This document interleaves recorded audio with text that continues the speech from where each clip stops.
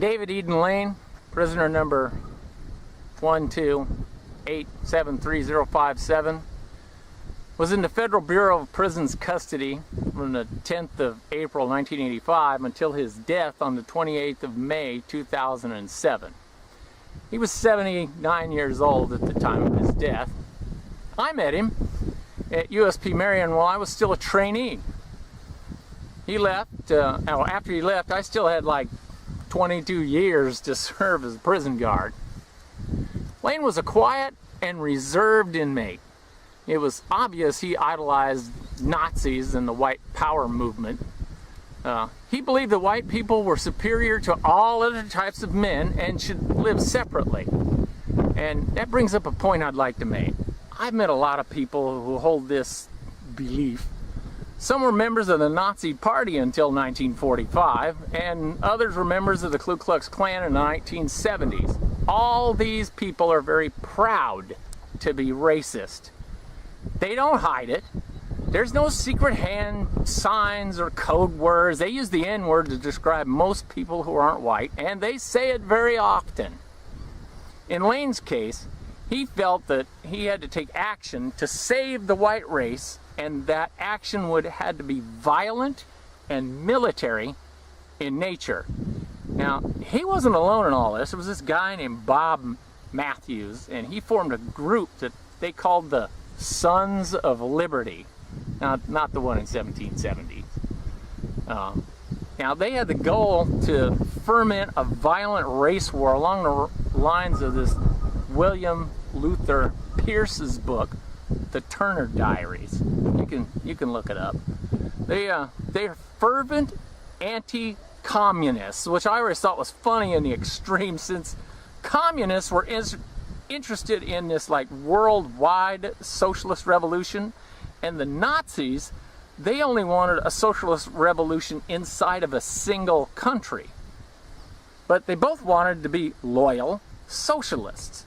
It seems that all the fighting about is who's going to be in the group. Only citizens of a small nation or the entire world are going to be in this group. Lane was a member of the Nazi group for a long time. And later he joined this thing called the Silent Brotherhood, or the Bruder Schweigen, which none of them really knew how to pronounce right, which Lane and another guy named Bruce Pierce, they used to just continuously mispronounce this thing. This point's what outed me as a German speaker to them. I'd spent over 3 years in Sabia, which is a part of Germany, and about 5 years before joining the Bureau of Prisons, where I met this bunch of assholes, I made the mistake of correcting the pronunciation of Bruce Pierce when he was talking to Richard Scutari in his terrible German. After that, all the white power assholes decided that since I spoke German, I must be a white supremacist too. Now, when I was in Germany, even native German speakers didn't feel that they were white supremacists. Quite the opposite, in fact.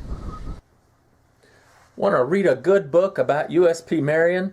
Best one I ever read was by Dr. Marla Patterson, and it's called As I Live and Breathe. It's available at Amazon or Barnes & Noble. Now, despite the fact that I'm not all Caucasian, and my children are even less than half white, as my wife has no white in her line of ancestors at all, and in case you're wondering, my great-great-grandmother and her tribe are from Canada, but I'll let you work it out from there. There's a lot of controversy these days about the communication management unit located at Marion. The purpose was to isolate the ideas of people like Lane. He and Pierce, along with Scutari, who was an inmate in the Marion CMU when I was there, were tireless in promoting their cause. All of them are, or were, very active in the Nazi, KKK, and other racist organizations. I've seen and read their letters and other communications to the outside world. They spread racist hate and love of violence as far and as wide as possible. They assisted in recruiting people to carry out violent revolution. This is proven by the fact that over 75 people tried in connection with this group when they were arrested. Over a dozen were charged with sedition. Lane, Pierce, and Scutari and others were convicted of murdering a Jewish radio talk show host for the man's strong opinions. They had drawn up a list of people that they were going to machine gun or have blown up. This is the reason for the CMUs. It seems that the uber soft American people are unwilling to do what is required to stamp out any idea, no matter how revolting or dangerous it is. I can tell you that the people that are supporting and spreading the ideas of racial, ethnic, and religious hate have no qualms with destroying you, your family, and everybody you've ever met in the most horrific ways to achieve their goals of world domination.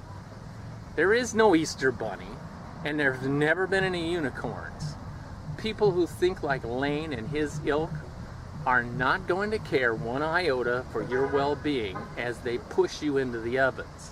And I know this because they told me. You might believe that a hardcore Nazi would be as tough as they come. Nothing could be further from the truth. Lane was soft as well as quiet. You might have mistaken him for some sort of paper pusher in a large office, not a violent anti-government revolutionary. He did not get in trouble in prison for violence. He had issues with being too lazy to do the job he was assigned. He repeatedly refused to do any work. He was written up for it 9 times. I have a Patreon account. You can donate to it. It's As the Key Turns on Patreon. A small amount is helpful in replacing or buying new equipment. Lane also tried to subvert the system by, conspiring with this lady on the outside to sell his hate-filled propaganda for money. To make the long years go by, he drank alcohol. His last photo makes him look like a reprobate, don't you think? Yes, that's the best photo that the BOP would send me. Lane bounced around the BOP during those 22 years and 5 days that he was in. It is a misconception that a prisoner stays at one place for his sentence.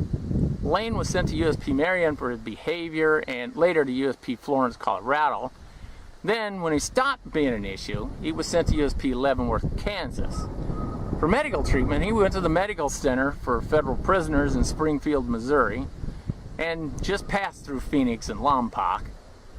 While on his travels, he met various wardens like Page True, Bill Hendricks several times, W. Scott, Jerry Jones, to name a few if you care about those things.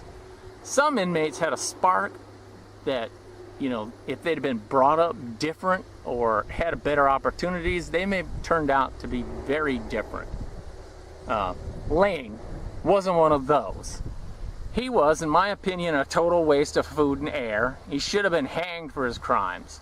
It's stupid to sentence a man to almost 200 years and then fight his efforts to get others to carry on his violent revolution. He believed that the government conspired against him because the U.S. government is run by Jews who control all the wealth in America, and that non-whites are mongrel dogs and their lives isn't even worth living. Yet the justice system plays this game of sentencing a man to 190 years in prison, tells him he can be paroled in 50 years in 2036 when he's well over 90 years old. Why not just be straight with us and hang him or give him a real life sentence, not 30 years in prison that they call life? The sentence Lane got would have made him serve more time than a guy doing life in prison. Now, where the hell is the sense in that? He was convicted of racketeering and conspiracy in the District of Western Washington while he was robbing armored cars to finance his Grand Revolution. The Grand Revolution plan was what got him 190 years for killing Alan Berg, the radio talk show host that I mentioned earlier. He only served 22 years and 5 days of that sentence before he died. In Virgo County, Indiana, they said the cause of death was brought on by a sudden attack of epilepsy. The Virgo County, Indiana coroner said that Lane died from a sudden attack of epilepsy while he was locked up at USP Terre Haute. They gave him an autopsy, and this confirmed the original suspicion. And then they sent him up the chimney. No, he was cremated and shipped off to some place called Kalispell, Montana, where I hope somebody flushed him down the toilet with the rest of the shit. Anyway, if you've enjoyed this video, hit the like button down there, will you? And I promise it won't kill you if you subscribe.